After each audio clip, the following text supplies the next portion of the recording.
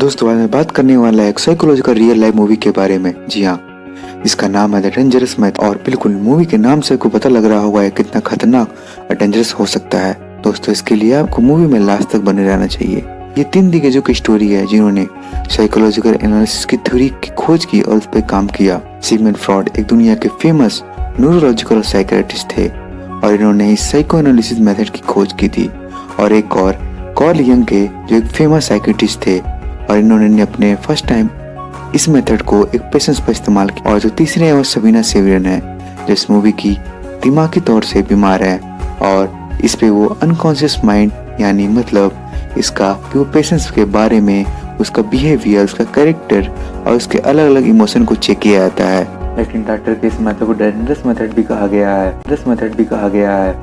वो हम आगे देखेंगे। ऐसा कि मूवी स्टार्ट होती है 17 अगस्त 1904 के स्विट्जरलैंड में। हम सबीना को हॉस्पिटल में लाते हुए दिखते हैं जो रशियन झूली लड़की होती है। सबीना को हिस्टीरिया की बीमारी होती है जिसमें वो अपने इमोशन को कंट्रोल नहीं कर पाती है। कभी घबराहट, कभी गुस्सा, रोना एक साथ हो जाता था और उसकी माँ ने इसी हॉस्पिटल में उसे लाया था। हम डॉक्टर कार्ल को देखते हैं सबीना को ठीक करने के लिए द टॉकिंग केयर मेथड इस्तेमाल करते। दोस्तों हमारी वीडियो किस सिटी से देख रहे हो हमें कमेंट सेक्शन में जरूर बताइएगा। और इस मेथड से पेशेंट्स के उसके अतीत के बारे में पूछा जाता है ताकि उसके माइंड से वो मेमोरी सामने लाया जाए जिसकी वजह से उसे ये बीमारी हुई होती है। इस मेथड को इमोशन रिलीज भी कहा जाता है क्योंकि जब वो घटना पेशेंट्स को याद आता है तो वो काफी रिलीफ फील करता है और वो हिस्टीरिया की बीमारी से बाहर आता है। लेकिन ये जो मेथड है वो डॉक्टर सिगमंड फ्रॉड के द्वारा लिखा गया था और ये बस थ्योरेटिकल होने की वजह से कोई भी डॉक्टर इस मेथड को यूज नहीं करता था। जहाँ पूरी दुनिया में सभी डॉक्टर शॉक थ्योरी देकर लोगों को ठीक करते थे, वहीं योंग्स ने पहली बार इस मेथड को यूज किया था। सेशन के दौरान वो उसके पीछे बैठा करते थे ताकि वो डिस्टर्ब ना हो और वो उसके बारे में पूछा करते थे कि वो क्यों हाइपर जाती है, क्या रीजन है, कब से ये शुरू हुआ।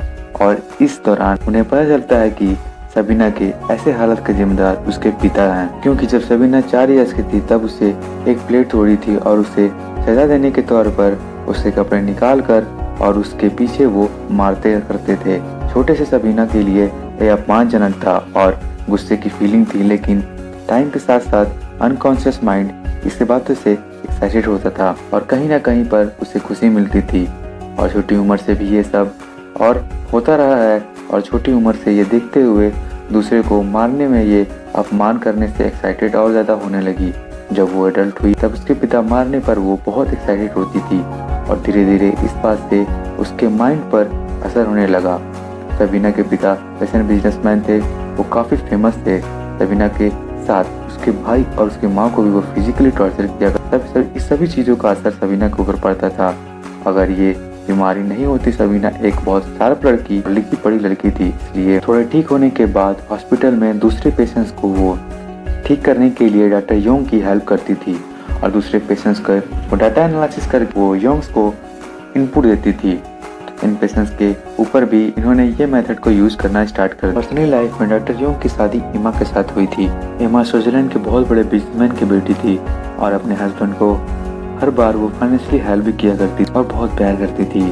देखते देखते 2 साल खत्म हो जाते हैं और सबीना ठीक होने लगती है और वो हॉस्पिटल से रिलीज होकर मेडिकल स्कूल में पढ़ाई करने जाती है। और इससे पहले ये मेथड के द टॉकिंग मेथड को यूज करने वाला पहले आदमी थे जो और उसके सेलिब्रिटी करते हैं और वो मिलने जाते हैं इसके फाउंडर डॉक्टर सिगमंड से। दोनों काफी देर तक बात करते हैं इस फील्ड के ऊपर।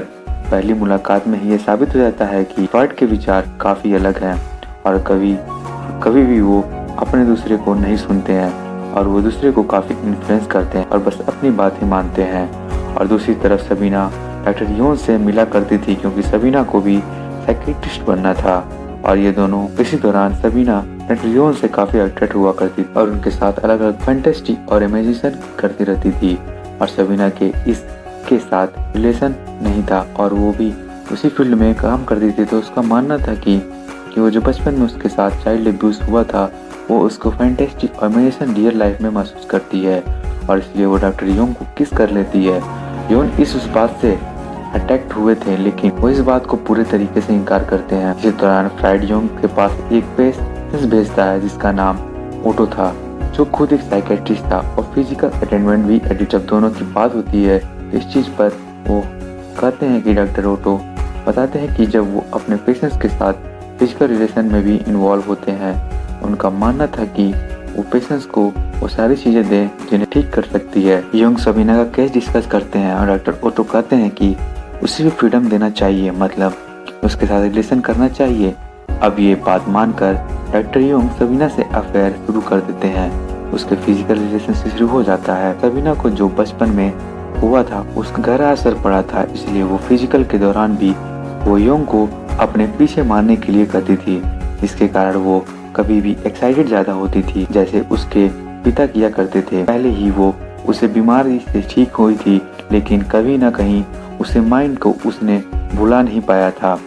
फिर वो सिगमेंट के साथ ये सारी बातें डिस्कस करती है। वो सिगमेंट कहते हैं कि सबीना नेफ्रोसिस है, यानी ऐसा इंसान जिसे अनकंट्रोल प्लेजर लेने की आदत हो। अब यहाँ अपने योंग अपना रिलेशन छिपाते हुए सबीना के साथ कुछ भी बात डॉक्टर सिगमेंट को नहीं बताते हैं और योंग से कंफर्म करते हैं कि क्या तुम्हारा पेशेंट्स के साथ अफेयर चल रहा है, जिसमें योंग साफ साफ मना कर देते हैं। डॉक्टर सिगमेंट कहते हैं जहाँ वो रह रही है ये बहुत रूमर फैला हुआ है, वो लेटर भेज रही है कि तुम्हारा उसके साथ अफेयर चल रहा है। ये सुनने के बाद डॉक्टर योंग सबीना से ब्रेकअप कर लेते हैं, जिसका कारण सबीना वापस मेंटली वीक हो जाती है और अचानक से डॉक्टर योंग उसके जिंदगी से चले जाते हैं, लेकिन स्टडी के लिए गाइडेंस की उसे जरूरत है। इसलिए वो सिगमेंट को लेटर लिखती है और वो अपने फिजिकल रिलेशन के यानी योंग और अपने बारे में सब कुछ बता देती है। सिगमेंट फिर से योंग से वापस कंफर्म करते हुए कि ऐसा कुछ भी है। योंग साफ साफ मना कर देते हैं और बोलते इस पेशेंट के साथ मेरा बस एक अच्छी दोस्ती थी, इसके आगे कुछ भी नहीं। ये देखते हुए डॉक्टर सिगमेंट सबीना को लेटर में जवाब देते हैं और उसे अपॉइंटमेंट से भी कैंसिल कर देते हैं और ये उनको बदनाम करने के लिए उल्टा सीधा सुनाते भी हैं। इससे सबीना बहुत गुस्सा हो जाती है और सीधा योंग से मिलने चली जाती है और उससे कहती है कि मैं सब कुछ अगर सिगमेंट को बताना होगा, क्योंकि मुझे अपनी स्टडी करनी है, डॉक्टर सिगमेंट की जरूरत है। मैं शायद तुम्हें बदनाम कर सकती थी, लेकिन मैंने ऐसा कुछ भी नहीं किया। ब्लैकमेल की वजह से योंग अपनी गलती को मान लेते हैं और सिगमेंट को वापस लेटर लिखते हुए ये जान सब कुछ बता। ये देखने के बाद अपना रिलेशनशिप बंद करो, ऐसा सिगमेंट बोलते हैं और वो सबीना को अपनी अपॉइंटमेंट देते हैं।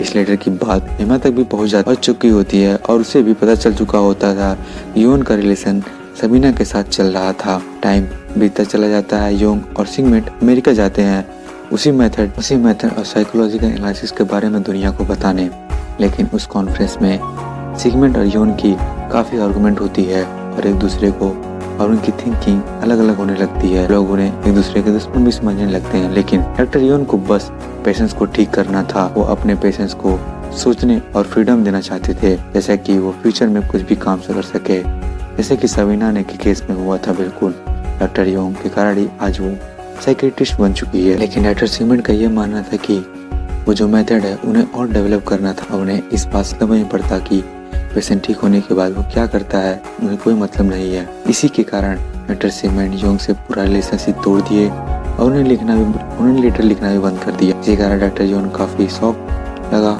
और उनका मानसिक संतुलन बिगड़ और उनके इसी कारण वापस वो सबीना के साथ रिलेशनशिप में पड़ गए। लेकिन वो अपने पत्नी को कभी छोड़ना नहीं चाहते थे, इसलिए सबीना उन्हें छोड़कर दूसरे रिलेशन से शादी कर लेती है और कुछ महीने बीतने के बाद सबीना एक फ्रेंड होकर उनकी एमा और उनके योंग से मिलने आती है, जहाँ एमा सबीना से कहती है योंग को समझाओ ताकि वो डिप्रेशन से बाहर आ सके। और फिर सबीना योंग से मिलती है और कॉन्फेस करती है कि ये बच्चा उसका ही है। योंग भी कहता है कि मैं तुमसे बहुत प्यार करता हूँ और तुम्हें ही मुझे बेहतर इंसान बनाने में मदद की है। सबीना रोते हुए निकल जाती है और मूवी आगे चलती है और बताते हैं कि उस सबीना के 2 बेटियां को नाइजीर ने 1942 में मार दिया था और डॉक्टर अपने आप को समझाते हुए एक बहुत बड़े साइकोलॉजिस्ट बन गए थे। और डॉक्टर सिगमेंट की कंट्रोवर्सी थ्योरी न ही साइंस मानती थी और न ही लोगों ने स्वीकार किया और इस तरीके से ये मूवी खत्म हो जाती है। दोस्तों मैं आप कमेंट सेक्शन में जरूर बताइए आपको मूवी ये कैसे लगी।